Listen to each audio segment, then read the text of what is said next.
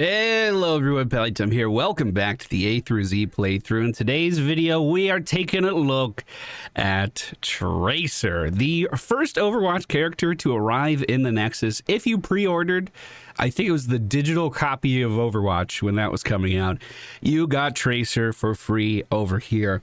And let me tell you, when she first came out, I was addicted. She was also, coincidentally, my favorite character to play in Overwatch as well. I think that did have some influence on it. But Tracer has always been a character that you either really like or really hate. She is very polarizing. She kind of set the trend for Overwatch characters coming in here with a lot of mobility between her blink and recall. They have nerfed recall a little bit since then. For instance, you can now see the area Tracer is returning to. It's telegraphed, where in the past it was not. So you can actually play around that a lot more than you could previously. But Tracer was a character that I tried my hardest on, and I wanted to show you guys something. When I was really pushing on this character at over 100 games played, I had a win rate in the 80%. I was in the top 5 in the world for highest win rates on Tracer. But to be fair, I would almost always duo. I would almost always be playing with friends. And this is, of course, back when Tastar was actually the best support to help Tracer stay alive with his shielding and lifesteal. But yeah, there was a time where I was really going ham on this character. Something I uncovered for this video was that I remember people calling for nerfs on her all the time. She was added into the game on April 19th, 2016. And then a little bit after that, about 3 weeks later, there was a slight nerf to her health and her damage. And then she wasn't touched for like another 2 years. It was a lot of just bug fixes and stuff until we see another rebalance in 2018, March 27th. And you know what's kind of funny? On that date, they kind of just gave her her health back and her auto attack damage back. They did also increase the cooldown of Blink then. But then 2 years after that, we see a full rework. There's really not a lot of balance changes in here. They just kind of felt like, I guess they didn't quite get Tracer right. I think a big issue was talent diversity was a little bit of a problem, and that's why they wanted to shuffle up her talent tree a little bit. But how is Tracer doing today? Well, she has a 51.75% win rate, a popularity of only 8.59%, and a ban rate of 2.26. Her talent diversity seems to be kind of getting stagnant here as well. A lot of the same pick at a lot of different talent tiers. However, I didn't play anything like this today because I know exactly what I'm trying to do on Tracer when I play her. Hope you guys enjoyed today's video. One more thing I wanted to show you. If we go to statistics, she's obviously not my highest win rate anymore. It's gone down a little bit, but we're at 156 games played, right? Most wins as is Stitches. Look at my most kills. Tracer's at the top by a long margin. I mean, Falstad is trying to catch up. All of this Kerrigan stuff was from like the early days of Kerrigan. But like compared to Stitches, she almost has triple the kills that I have on Stitches. I went hard on Tracer, bro. I went real hard. All right, ladies and gentlemen, we find ourselves on Blackheart's Bay today. The friendly team Tracer, Artanis, Stitches, Sylvanas, and Lucio. The enemy team, Johanna, Lieutenant Mama Morales, Amazing Daniel, Kalthu, Motherfucking Zod. Who's the last one? Alarank. Today, we are going for a very easy setup for Tracer. Almost all of the talents that we're picking up are blue. Not every single one of them, but when in doubt, just click the blue one. At level 1, we're going for Tracer rounds. This is going to give us increased range, which is just a nice little benefit on top.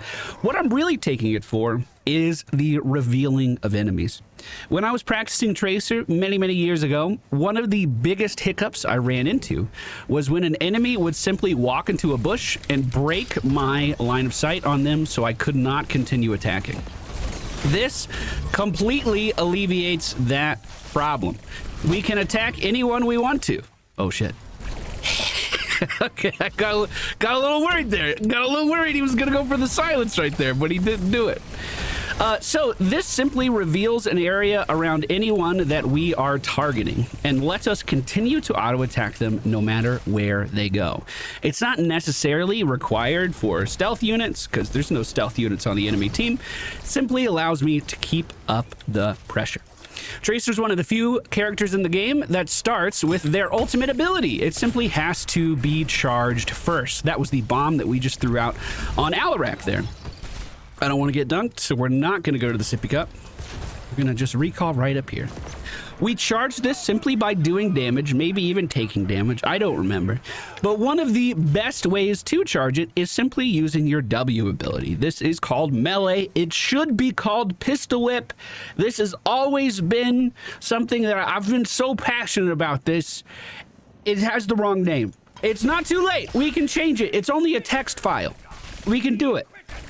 We can make it happen. Well, melee's on a pretty short cooldown, 8 seconds. You just whack an enemy with your pistol, and then watch our meter fill. Oh, it's like 5% right there.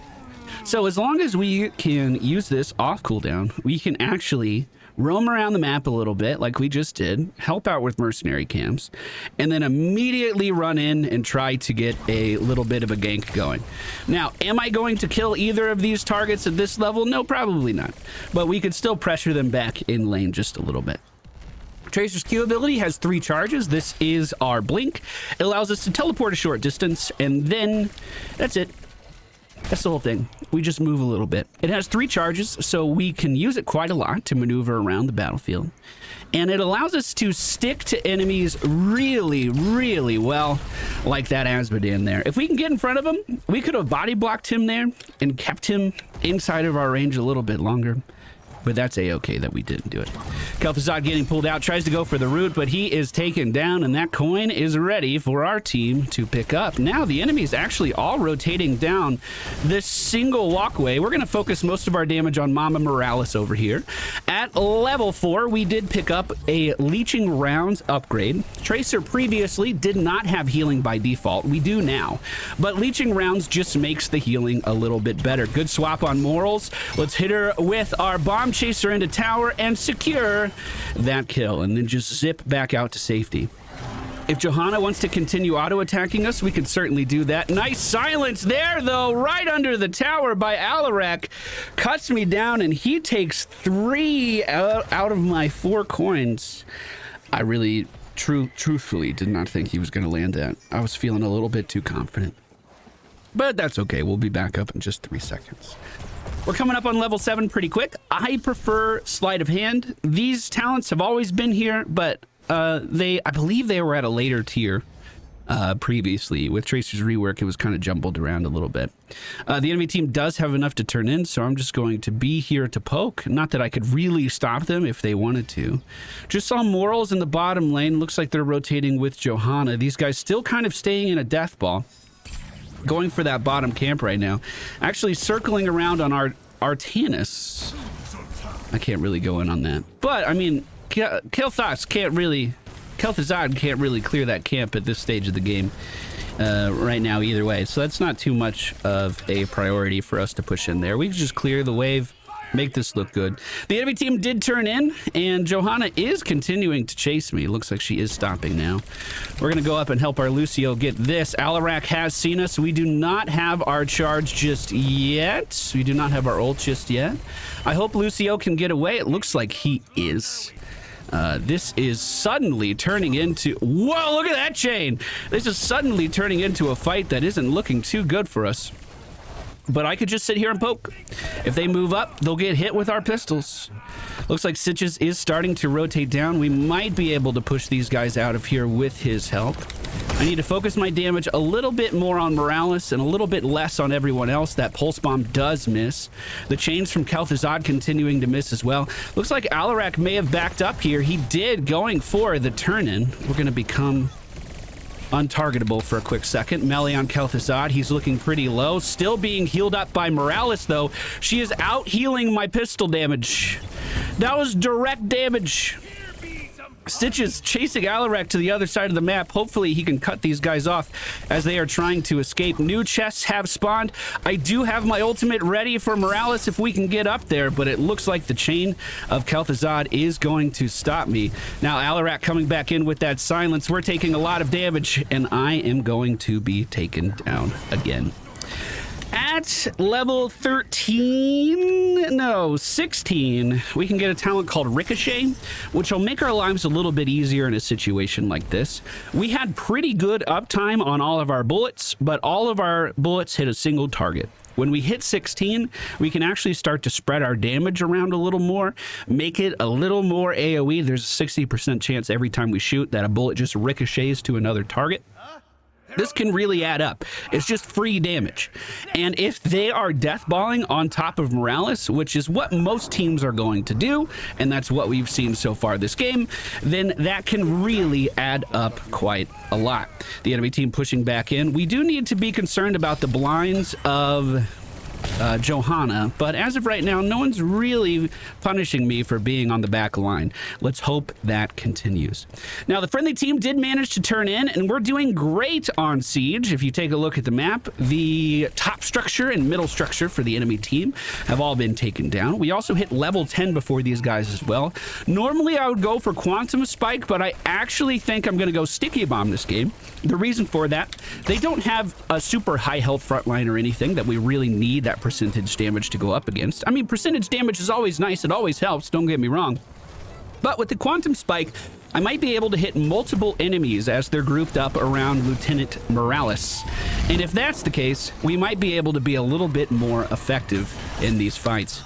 Stitches is carrying away the healer right now. She's brought into the base and gets inside of the medivac. She's not going to be able to leave this time, though. She is taken down. Alarak moves straight up into our wall for some reason, and now we're going to continue to chase after these guys. Switching our target over to Kel'Thuzad, jumping in for the melee. There it is, and we get those 3 coins back. Johanna taken down at the top of the screen as well, and that's looking pretty good for us. This mercenary camp, pretty easy to take. All of our team in the area as well. We can push into this and get it moving into enemy structures. I did see Asmodan above us in the middle lane, and he is missing now. If he is rotating onto us, we'll be able to deal with that just fine. We do have enough for a turn-in if we can mosey on over there, and we're also approaching level 13 quite quickly. So we're in a pretty decent spot. Blinds are the bane of Tracer's existence, so Johanna does get a lot of value in this particular composition. Last game, our warm-up game that we were doing to get ready for this one, we went against a Chen with elusive brawler, so he could evade. We also went up against a Mei that went for blinding snowballs, and a Lily that was blinding us constantly with her E. It was a disaster. I literally could not participate in dealing damage to anyone. It was very unfun. So luckily for us, there's only one blind this time around. We could go for untouchable if we're feeling confident. And fuck it, I'm feeling confident. Let's do it. We do have 2 deaths right now. How untouchable works is if we get kills, we gain damage. If we die, we lose some of that damage. I don't believe it's all of it. After blinking, gain movement speed. Takedowns increase our attack damage. These bonuses are lost on death. Okay, so it's not like Greymane's similar talent. We lose all of it if we die. However, with our leeching damage off of our auto attacks, if we are dealing more damage, we are healing for more damage. Let's try to get a pulse bomb down on these guys. I'm way too far forward right now, and we're gonna slowly start to fall back. We might be able to hit this Alarak a little bit. The blind coming down. I could have pushed in and secured that. I was just kind of afraid. I just got my talent. Let me hold on to it for a second. However, run, thank you. You gotta try every now and then, you know what I mean? You gotta go give them a little bit every now and then. Put them in their place. Chests have spawned. The enemy team is congregated down in the bottom lane, so I imagine this one's gonna be pretty hard to break into.